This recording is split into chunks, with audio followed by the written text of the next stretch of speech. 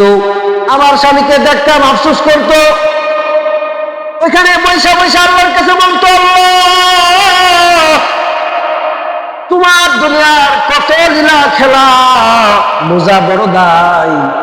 আজকে তুমি আব্দুল্লাহ ইবনে মুবারককে অর্থ সম্পদ দান করেছো, তার ভিতরে রিজিকের কোনো পেরেশানি নাই, যার কারণে রাত্র জায়গা তোমার ইবাদত করার জন্য দাঁড়ায় গেছে। আমার ভিতরে তো তোমার দরবারে ইবাদত করার আকাঙ্ক্ষা আমারও রয়েছে, কিন্তু রিজিকের তাগিদে আমাকে কাজ করতে হয়।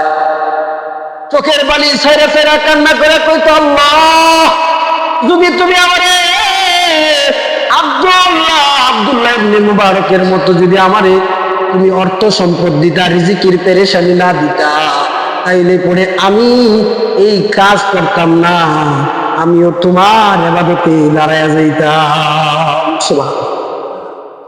আয় আল্লাহ, আমারে তো তুমি রিজিকের পেরেশানির মধ্যে ফেলা দিছো, আমার কাজ করতে হয়, যার কারণে আমি ঠিক মতো তোমার ইবাদত করতে পারি না। এই কথা বইলা বইলা আমার স্বামী দেখতাম চোখের পানি ফালায় ফালায় কান্না করতো, চোখের পানি ফালায় কান্না করতো, কান্না করতে করতে কাজ করতো। একটা গুণ আমি আমার স্বামীর ভিতরে দেখেছি, আরেকটা গুণ আমি আমার স্বামীর ভিতরে দেখেছি, সে তো সারাদিন লোহা বাইরা বাইরের কাজ করত।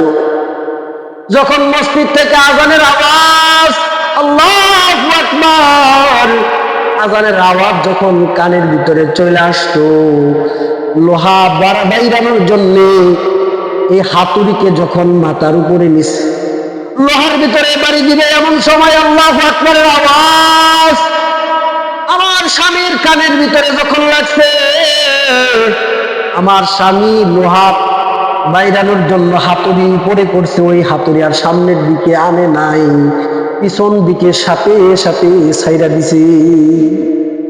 আমার স্বামী পিছন দিকে হাতুড়ি ছাইরা দিয়া আল্লাহর কাছে বলতো, আল্লাহ আমি একজন কামা মানুষ, কাজ করে খাই, কিন্তু তোমার নাম আমার কানে আসার সাথে সাথে আমার অন্তরটা ভয়ে কেঁপে উঠে, আমার আর শক্তি থাকে না আজানের আওয়াজের পরে লোহার ভিতরে বাড়ি দিব, এই শক্তি আমার ভিতরে থাকে না, আমি আর বাড়ি দিব। আল্লাহ আমি তোমার মসজিদের দিকে রওনা হয়ে গেলাম।